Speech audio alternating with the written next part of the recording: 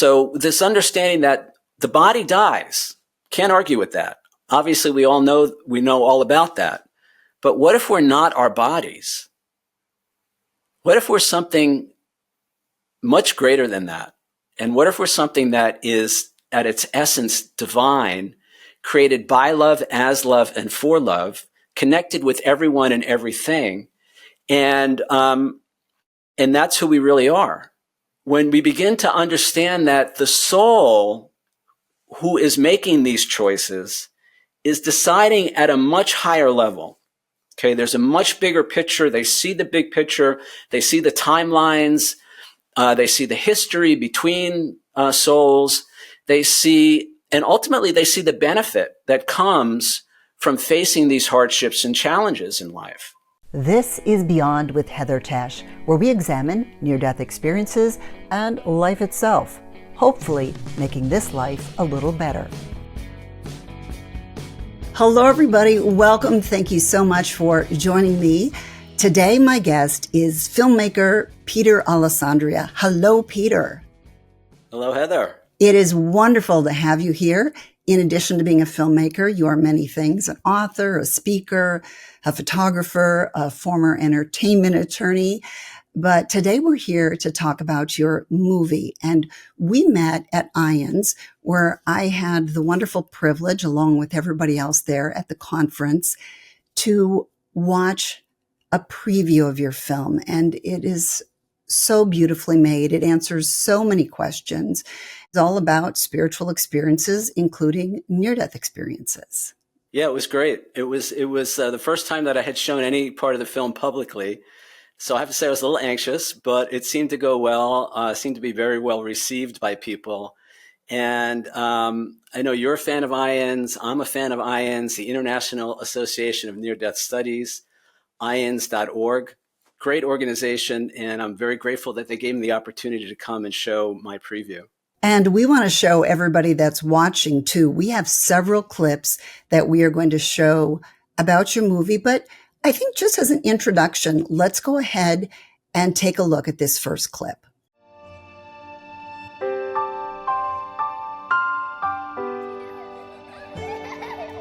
Where is heaven? After death, do souls return to visit loved ones still on earth? Are we judged or punished for our mistakes in the afterlife? Do we have soul groups that we incarnate with across different lifetimes? What is the veil of forgetting, and why do we need it?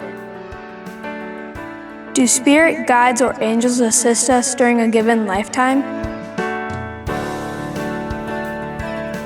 What's the purpose of life on the physical plane? Why would a soul choose to leave heaven? Is anyone here against their will? What is death? Are there contracts or agreements between souls? Is life on the physical plane an illusion? How do you define forgiveness? How do you define happiness?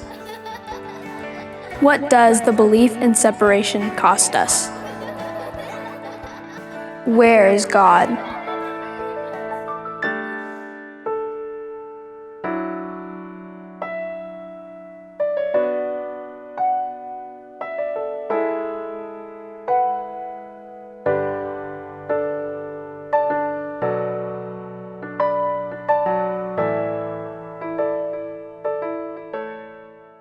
Peter, what I love about your movie is it covers so many of the topics that we explore right here on this podcast. And that's why I know my viewers are really going to enjoy this movie. Tell us more about the movie and the people that you interview, because you've got a long list of some incredible people. Oh boy, yeah. I have 55 people that I've interviewed for the film. When I started out, I thought I was going to be lucky if I got 10 or 15 people. The film, these are my questions. I basically came up with a list of it's almost 40 questions. And I've been on my own journey for the last 30 years, as many of your viewers, I'm sure, have, where I wanted to just know the answers to these questions, the purpose of life, the meaning of life. Why are we here? Where do we go when this is over? What happens? And I can't say it was an obsession, but it was definitely an interest of mine for many years. And I kind of informally studied a bunch of different spiritual traditions, doing whatever I could on my own just to kind of educate myself to better understand. And a lot of it, Heather, honestly, was to help improve my life now, while I'm still here, to help with relationships, help with, even things like my health, my career, trying to get an understanding of what was really going on. So this has been progressing over many years. And in 2019, I think it was, right before the pandemic, I injured myself. I was out of commission for quite a while. I think that during that time, I ended up writing my own book. My book is called Be Bigger Than You Think You Are. And for me, it was a way to chronicle my life choices, my life's journey over the past 30 years. But during that time, I also read a novel. And the novel was a book about the afterlife. It was a story about the afterlife.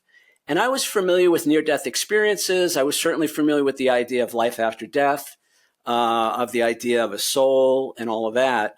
But I hadn't really considered the nuances of a lot of that. And after I read this novel, even though it was written as a novel, there was a lot of truth in it for me. And that kind of put me on this new trajectory with all of this.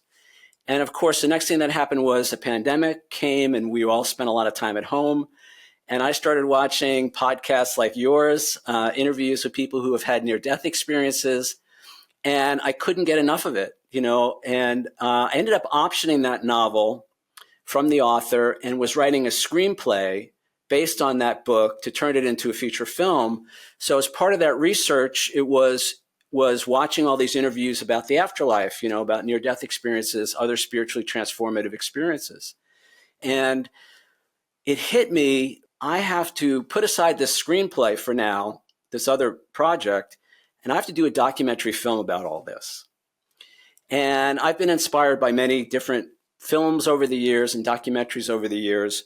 And I just thought, this is why I'm here. This is why I came.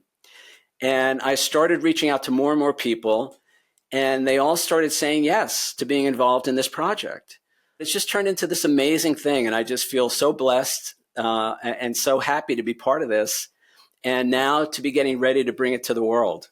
And let's bring a little bit of that to all the people that are watching, because it is such a beautiful movie and we do learn a lot from it. So why don't you share another clip? Are human incarnations voluntarily chosen? Absolutely. This whole question about whether or not we had a choice to come down here, did we get forced down here? Are we forced to even stay here? Everything is about free will. You can't even imagine how much interest there is everywhere to participate in this. This is the hottest ticket in the entire universe. Oh, I think this is the best thing going on anywhere, to be in human form incarnated on Earth at this time. I truly believe souls line up to be part of this experience. There is a big demand, I've heard, on the other side to come and experience life. 100% we have a choice to be here, and I believe there are millions of souls that want to come to Earth. It is a gift for us to be here. It is definitely the soul's choice, as Earth is the densest, hardest learning ground for us to expand and experience, and we bring so much with us after. When we experience things that are very difficult, we might say, well, I would never choose this. And from our human perspective, you might not. But from the higher perspective, from the soul's perspective, in order to grow, I think sometimes we choose to experience hardships. This is something we wanted, and we wanted to do it with, we couldn't wait to do it. We're like, put me in the game, coach. I've often thought about this question, and I've thought many times that I might be mandated to Earth. What did I do wrong? Why am I here again? When a climber is climbing Mount Everest, he's going to be suffering. He's going to be cold and tired and miserable. And there's going to be times where he says, why the heck did I do this?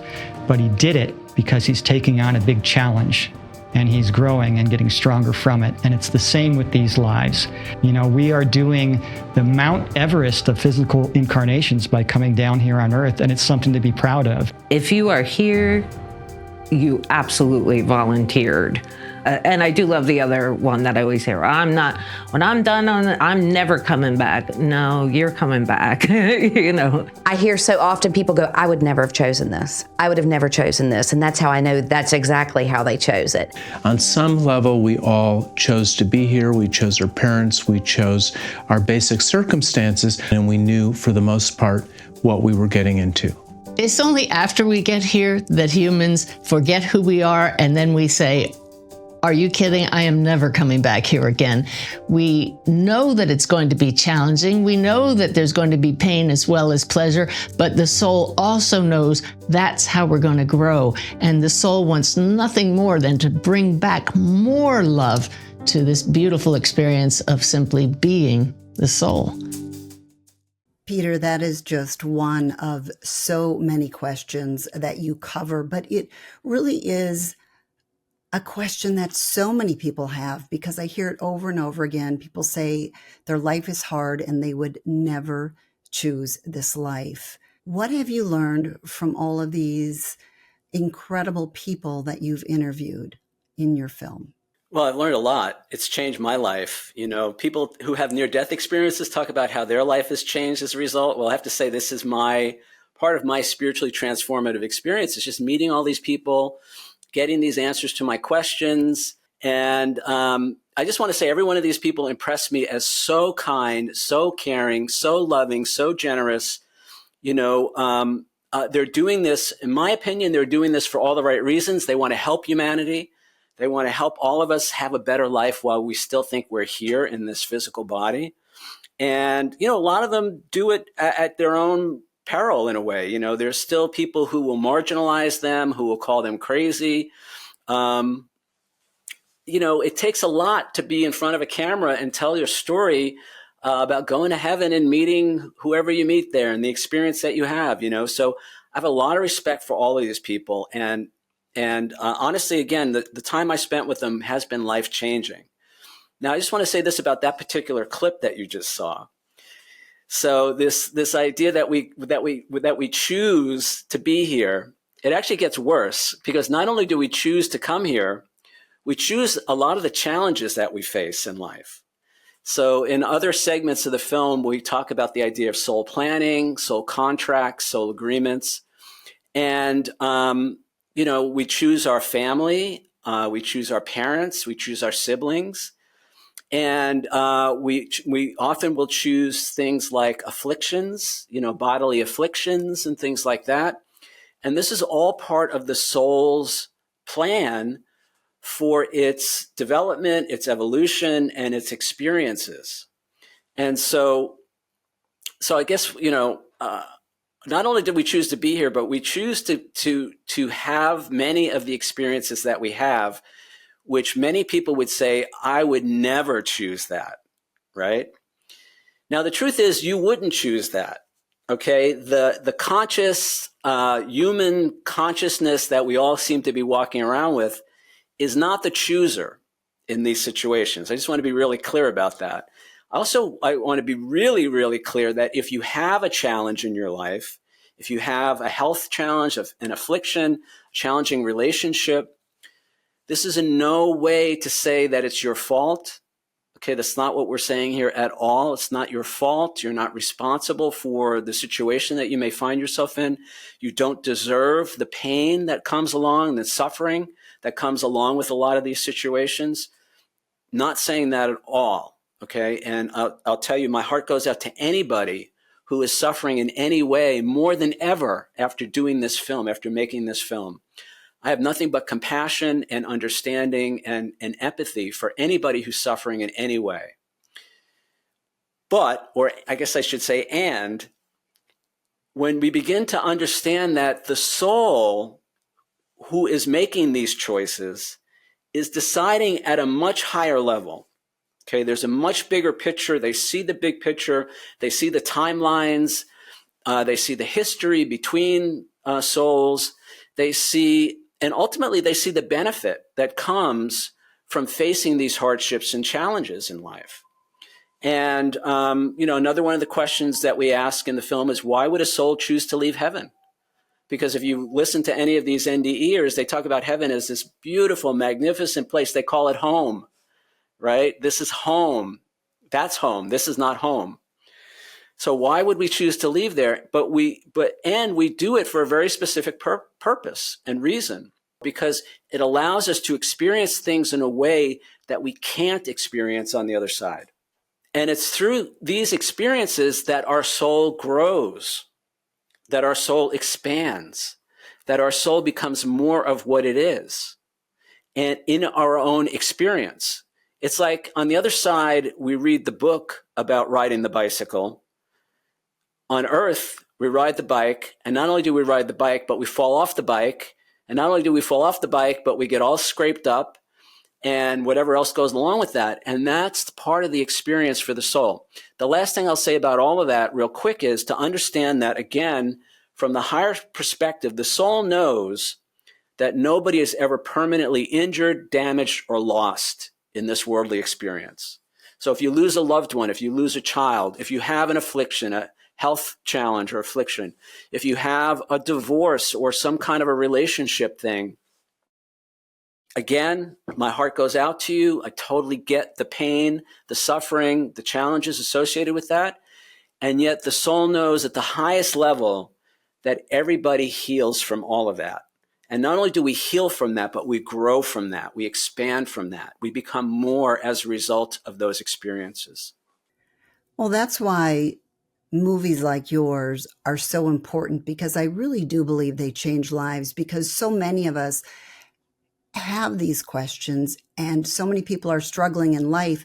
And I think your movie gives hope, and hopefully this podcast as well, because we start to understand a little bit more about why we have these difficult situations in our life.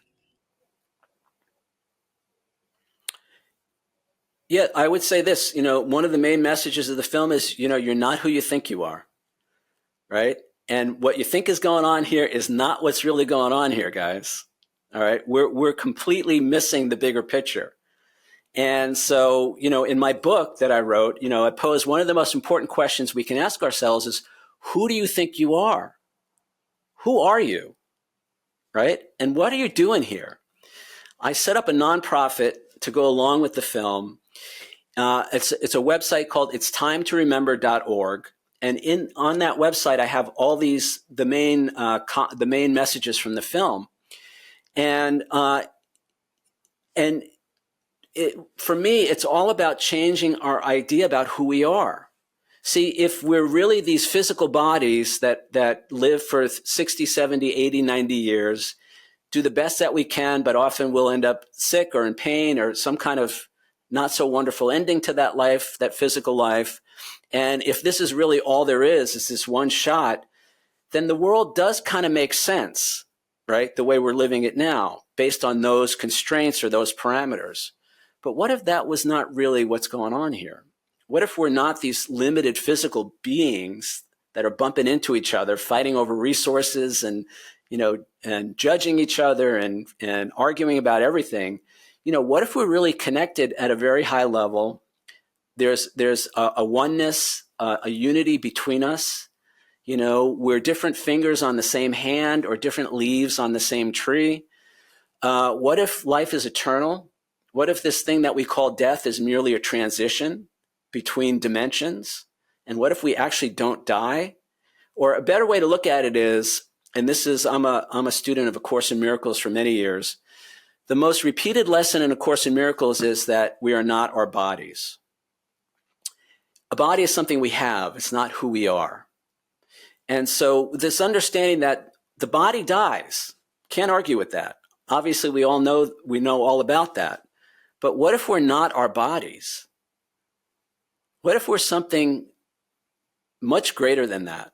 And what if we're something that is at its essence divine, created by love, as love, and for love, connected with everyone and everything. And that's who we really are. And so the idea for me, specifically for the film, is that when nothing is going to change in our worldly experience until we change who we think we are, until we begin to see ourselves as and what we really are. We can legislate all kinds of things in society and politics. We can, read all kinds of books and figure out how to manifest and do all these other wonderful things. But as long as I still think I'm this body that has a limited lifespan, that has to get what it can get while it can get it, right? And is in competition with all the other bodies out there, it's going to make for a very limited experience of who and what we really are. And so by shifting that, by beginning to see ourselves differently and stepping into this idea that we are not who we think we are, in my mind at least, that's how everything changes. Well, Peter, you have 2 other clips I want to get to, but first, I just want to talk about what you just said, because on your website, you have a beautiful phrase that you're asking people to share with other people called "It's Time to Remember." I can read it unless you have it memorized and you want to share it with us. Can I share the website? Yes. So this is it's timetoremember.org, and there's no subscriptions, there's no donations, there's no I don't want you to do anything except share these 7 messages if they resonate with you. All right. So the first is we are divine spiritual beings created by love, as love, and for love. Next is life is eternal. There is no death. We are one with everyone and everything. We are here by our own choosing, and we came with a divine purpose. And then I end with this question for everybody to think about, isn't it time that we got on with it? If we came here to accomplish something for our soul, and often what many people don't realize is we come here not only for our own benefit, but for the benefit of others. We come here in some way to serve somebody else's purpose for their incarnation. The last thing I'll just say, as you scroll down on this website, you can just copy and paste. I have it all right here. Copy and paste, put it on your social media if you want, or just share the URL for the website. It's timetoremember.org. Whatever speaks to you and how you want to share it. My dream is for one day to be driving down a highway someplace and see this on a billboard. That will be the pinnacle for me of having accomplished my mission with this. Peter, it is really a beautiful phrase, and it is something that we all need to remember. And even when we watch your movie and we listen to these podcasts, we don't always bring it into our life. And I think that's what makes that as a reminder, something that's very important. We have so much more to talk about. We have a couple more clips and we're going to go over more of these questions, but let's go ahead and take that into part 2. All right. Sounds good. Peter is such a joy. I loved meeting him at the IONS conference. We shared lunch together one day and just had a really nice conversation. And I'm so glad to be able to bring him here on my podcast and to share with you the beautiful work that he is doing. And he really is genuine and doing this for the right reasons. I mean, he wants to help people. He wants to give people hope. He wants to answer questions, the kind of questions that you and I have about what is next. And he really does a nice job of that in the movie. There's more coming up in part 2, by the way. So I hope you will stick around for that. What we think are our thoughts may not always be our thoughts, because our guides are so close to us that they can whisper, they can plant, not plant in the sense of overriding our free will and our conscious choice, but they can give us inspiration. They can give us ideas. And apparently they constantly are. There are different dimensions in the afterlife. There's not just the physical dimension and then all of a sudden, boom, we're in the highest realm of the afterlife. There's actually a lot. There are at least 3 different astral realms, and then there are all kinds of other realms between what we might ultimately call heaven. We are going to see more of his movie in part 2, and it is some really great stuff. So please come back for that. I would love to hear right now your thoughts on this episode and what things stood out to you that you heard. Just write those in the comments. You can also write "made it" if you prefer. It lets me know that you made it this far. And I have to say that every time you write something, it really helps this channel. So I appreciate it when you do. And so many of you do it time and time again. And I'm so grateful for that. Thank you so much. The likes really help as well.